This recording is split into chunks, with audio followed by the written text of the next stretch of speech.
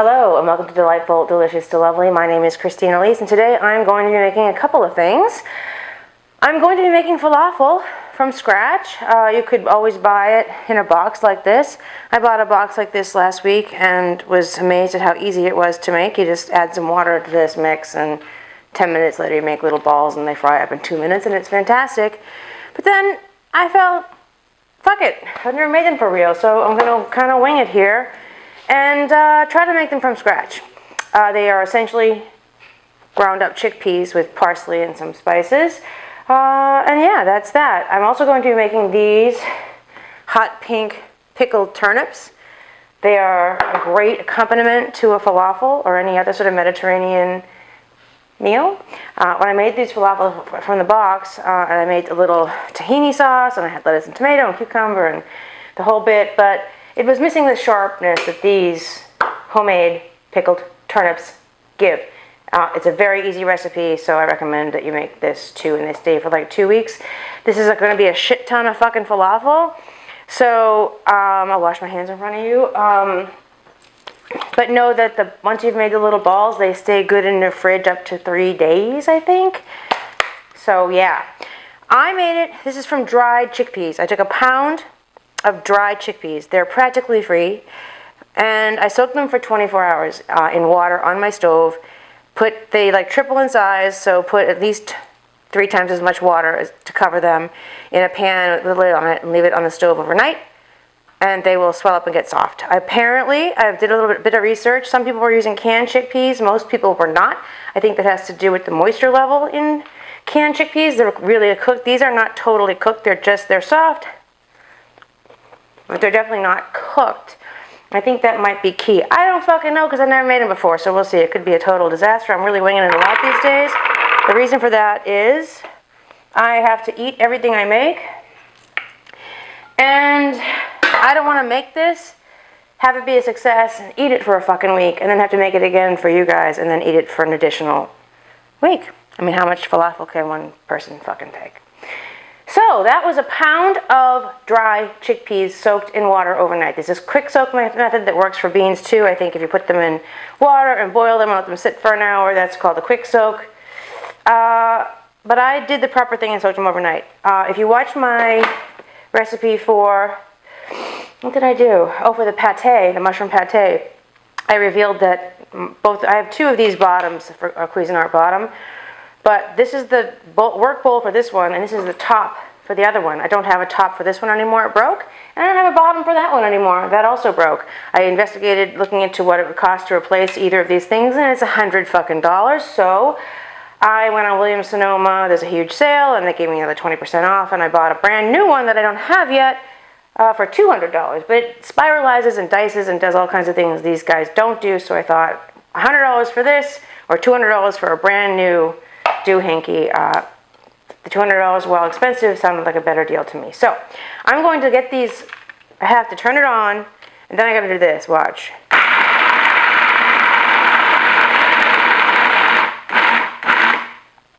I have to stick this down to the handle to get the mechanism to work, because it won't, without that thing being pushed down, it won't go on, because they don't want you sticking your hand in there and getting your fingers chopped off. And that's a reasonable thing not to want to have happen. Okay, so that was a pound. This is maybe too small a work bowl. I'm going to go for it, though. This is 1 serrano chili. It's not necessary. I like a little heat in my food. If you don't add it. I'm adding 5 garlic cloves. That's also a to taste thing. This is half of a small brown onion. I'm going to whisk that around with 2 tablespoons of olive oil just to get it. 1, 2, and we'll see if I can't get this to work in here. I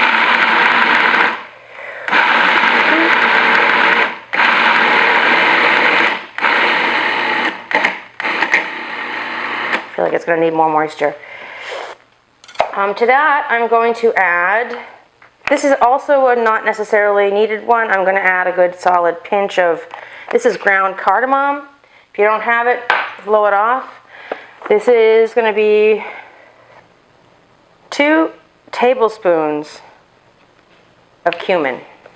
When I do this, I can feel my belly shake because I'm so friggin' fat from this house arrest. 1 tablespoon ground coriander. Must be jelly because jam don't shake.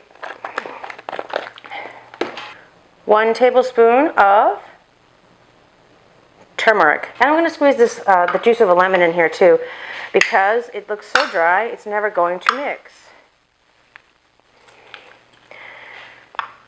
It's probably about, if you were measuring, this would be about maybe 2 tablespoons of lemon juice, but that's probably more, but I like a lot of lemon and it needs the water, so FTW. Oh my god, it's never gonna mix. How do they do this? It must need more oil. Alright, scrape it down a little. Yeah, this is gonna be way too dry. And I have to get parsley and shit fucking. I'm gonna add that. I have half a cup of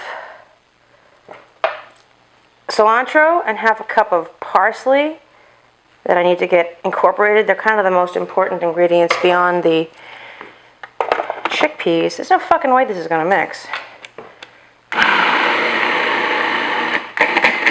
Alright, I don't want to add oil, so I'm gonna add water. Hold on.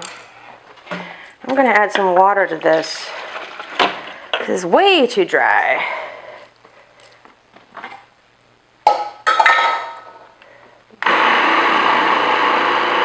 That.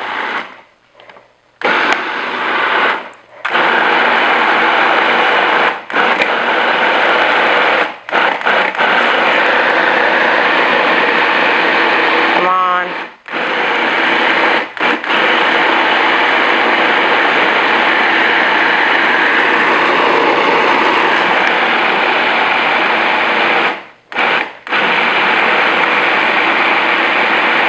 Come on, little falafel.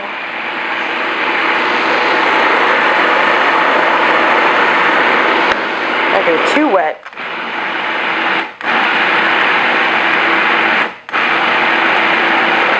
Obviously, you have to have some sort of a motorized chopping thing. You don't think you can really do this by hand.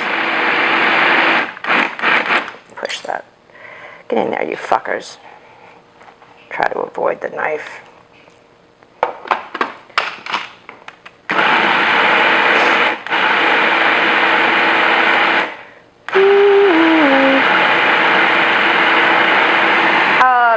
The way you serve this, after you fried them up, you make balls about the size of maybe a big gumball or a ping pong ball. I would err on the smaller side so you don't have to burn the outside to get the inside warm. These things must be eaten warm. They don't taste nearly as good cold.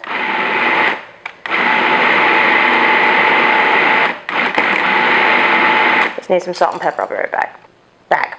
I'm going to put, a teaspoon of salt in there. Same with the pepper. And I'm going to add a teaspoon of baking powder.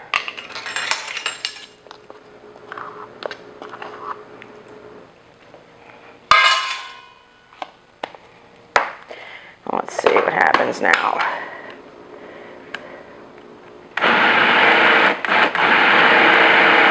As I was saying, you need to eat them warm.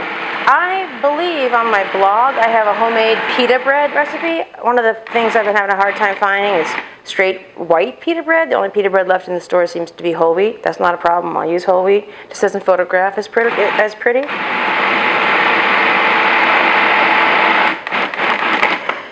And so you can either buy store-bought pita if you are feeling ambitious and you want to. I think this needs to be a little greener in color. I think I'm going to add more parsley. So maybe I'll get some cilantro too. Fuck it, hold on. Okay, so to that, instead of a half a cup of cilantro and a half a cup of parsley, use a whole big bunch, maybe a cup each of those items. Certainly probably going to need more water after this. We'll see. Come on now. What?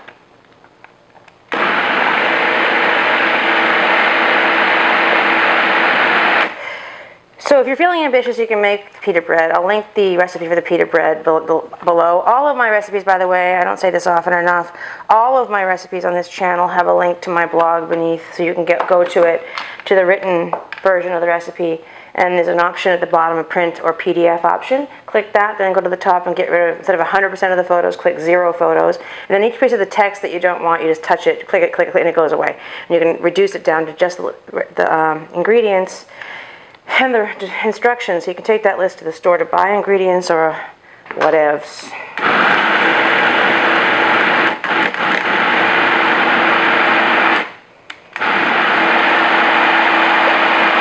So the water part, you saw me not measure it, so I can't tell you what I did. That water part would be different if you're using canned chickpeas because they're wetter to begin with and blend a bit more easily. This should be kind of crumbly. You don't want it wet. Let's see. It's a little too wet, I think. Let me see. Maybe a tiny bit. No, it's still granular, so maybe a tiny bit wetter than it should be. But this is an old. Let you see the texture this is. Yeah, I think that seems about right. I'm gonna just to make sure it's all. I see some sticks some stems from the cilantro and the parsley, so I'm going to just give it a couple more pulses through. Bear with me.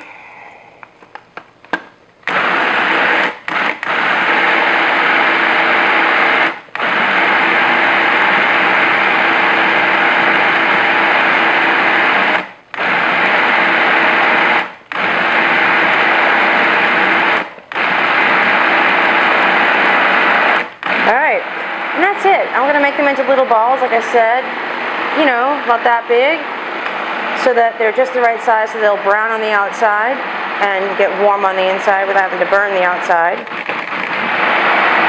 And that's that. Then, once you've done that, taste it. And I think, now that I'm experimenting, I'm finding the primary flavor beyond chickpeas and parsley is cumin. So, if you're familiar with how falafel tastes, taste what you've got so far and then consider tweaking it with more cumin, ground cumin, and or more salt. I way undersalted it the first time through when I made this, and I way under cumined it. So, it's a little bit wet, actually, wetter than I think is ideal. I'm going to let it sit out for half an hour before I make the balls and fry them. And with that, I will fry some up. And I'll fry them up and show you what that looks like. And then I'm going to move on to the pickled turnip recipe, so stay tuned for that.